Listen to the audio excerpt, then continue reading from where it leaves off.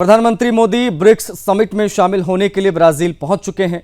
BRICS देशों की 17वीं summit का आयोजन ब्राजील के प्रसिद्ध रियो डी जेनेरियो शहर में हो रहा है। मोदी 12वीं बार इस समिट का हिस्सा बनेंगे। पीएम मोदी ब्रिक्स के कई सदस्य देशों के नेताओं के साथ बायलैटरल बातचीत यानी द्विपक्षीय बातचीत भी करेंगे। इस बार ब्रिक्स समिट का एजेंडा आर्टिफिशियल इंटेलिजेंस यानी एआई का सही इस्तेमाल, क्लाइमेट एक्शन, ग्लोबल हेल्थ जैसे विषय रहने वाले हैं। भारत ब्रिक्स समिट में सीमा पार आतंकवाद पर यानी क्रॉस बॉर्डर टेररिज्म पर अपनी चिंताओं को दोहरा सकता है। प्रधानमंत्री मोदी का ब्राजील दौरा 3 दिन का है।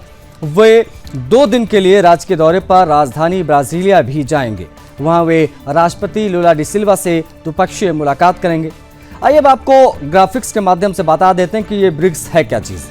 देखिए, ब्रिक्स 11 प्रमुख उभरती हुई अर्थव्यवस्थाओं वाले देशों का एक ग्रुप, एक समूह है।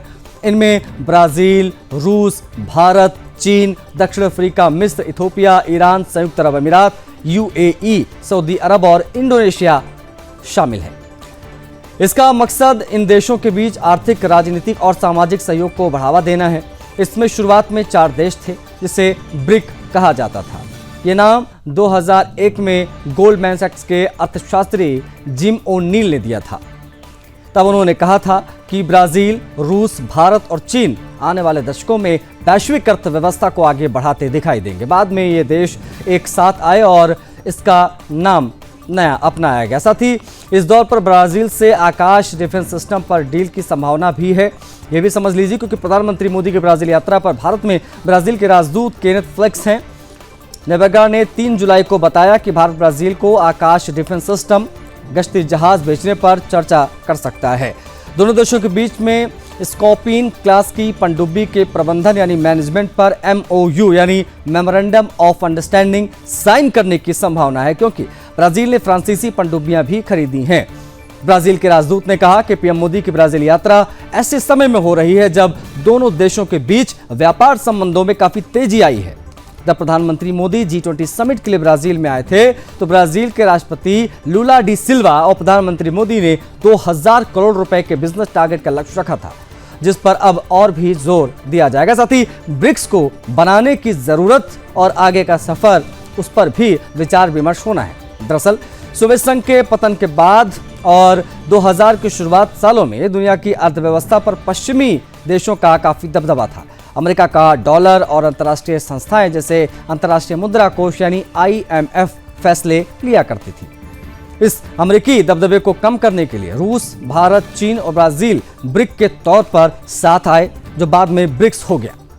इन देशों का मकसद ग्लोबल साउथ यानी विकासशील और गरीब देशों की आवाज को और मजबूती देना, उन्हें मंच देना था। 2008-2009 में जब पश्चिमी देश आर्थिक संकट से गुजर रहे थे, तब ब्रिक्स देशों की अर्थव्यवस्था तेजी से आगे बढ़ रही थी। आर्थिक संकट से पहले पश्चिमी देश दुनिया की 60 से 80% अर्थव्यवस्था को कंट्रोल कर रहे थे, लेकिन मंदी के दौर में ब्रिक्स देशों की इकोनॉमिक ग्रोथ से पता चला कि इनमें तेजी से बढ़ने और पश्चिमी देशों को टक्कर देने की क्षमता भी है। 2009 में रूस के येकतेरिनबर्ग में बैठक हुई और बैठक में ब्रिक्स देशों ने मल्टीपोलर वर्ल्ड यानी बहुध्रुवीय दुनिया की कल्पना की, जहां पश्चिमी देशों की आर्थिकी कमजोर हो और सभी देशों को बराबरी का अधिकार भी मिले। 2014 में ब्रिक्स ने एक बड़ा कदम उठाया, न्यू डेवलपमेंट बैंक बनाया जो इंफ्रास्ट्रक्चर के लिए फंड देता है। इसके साथ ही एक रिजर्व फंड भी इसमें बनाया गया ताकि आर्थिक संकट के समय में इन देशों को अमेरिकी डॉलर पर निर्भर ना रहना पड़े।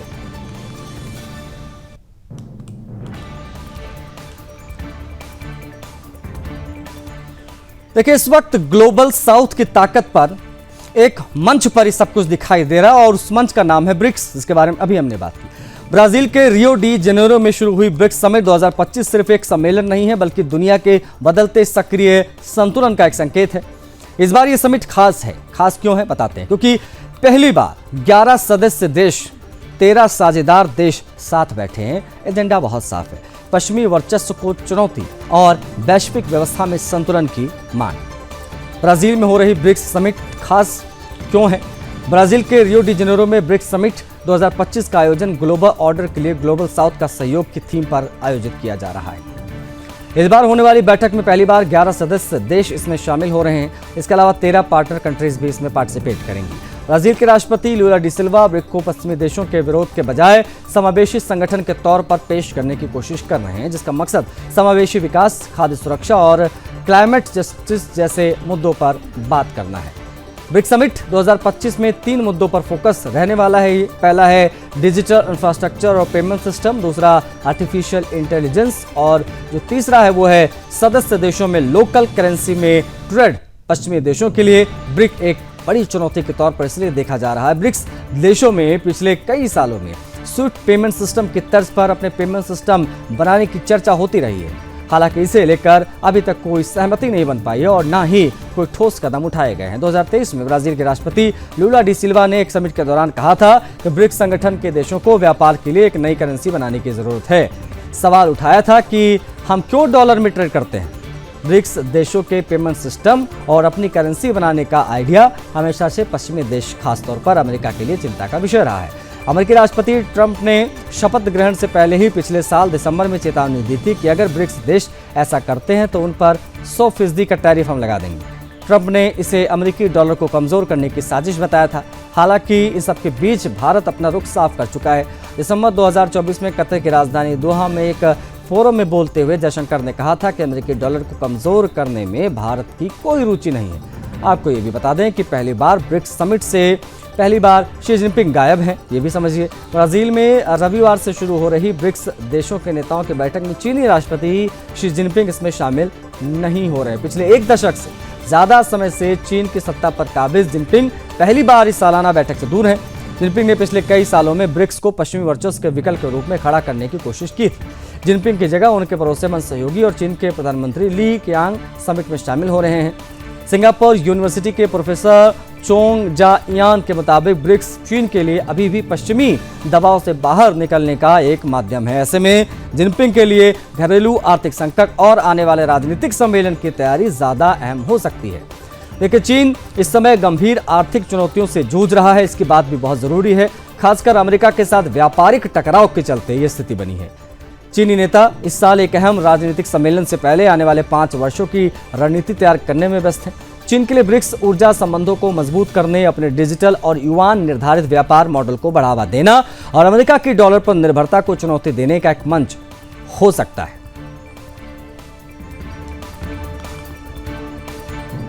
टेस्ला और स्पेसएक्स जैसे वैश्विक ब्रांड के संस्थापक और दुनिया के सबसे चर्चित अरबपति एलन मस्क अब अमेरिकी राजनीति में खुलकर उतर चुके हैं। लेकिन शनिवार को उन्होंने एक्स पर एक बड़ा राजनीतिक ऐलान कर दिया और राजनीतिक ऐलान करते हुए अमेरिका पार्टी की उन्होंने घोषणा कर दी। मतलब अमेरिका पार्टी के गठन का ऐलान हो गया है। मस्क का दावा है कि यह पार्टी अमेरिका में आज़ादी लौटाने, लोकतंत्र बचाने के लिए बनाई गई है। इस घोषणा के साथ उन्होंने अमेरिका के दोनों प्रमुख पार्टियां यानी डेमोक्रेट और रिपब्लिकन इस पर खुलकर हमला बोला है। एलन मस्क ने एक्स पर लिखा है, today the America party is born, the return your freedom to you. आज अमेरिका पार्टी का जन्म हुआ है आपकी स्वतंत्रता को आपको लौटाने के लिए।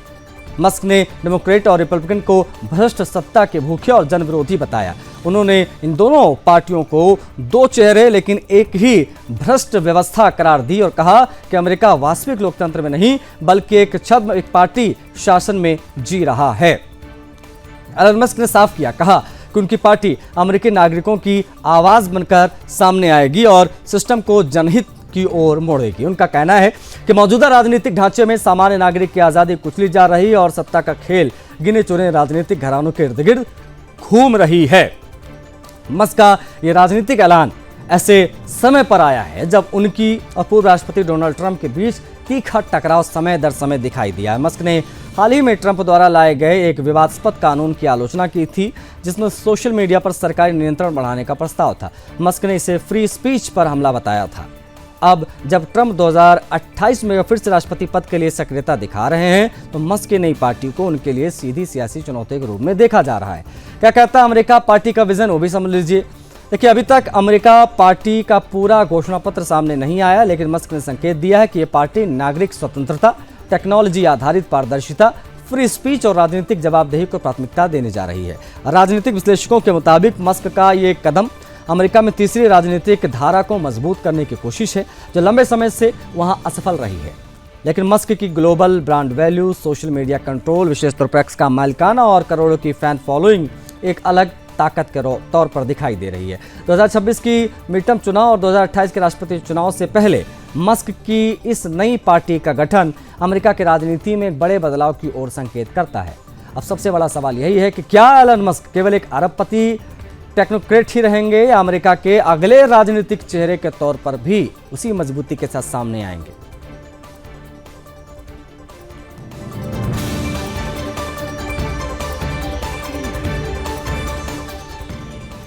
अमेरिका के टेक्सास में शुक्रवार को अचानक आई बाढ़ ने हिल कंट्री में तबाही मचा दी।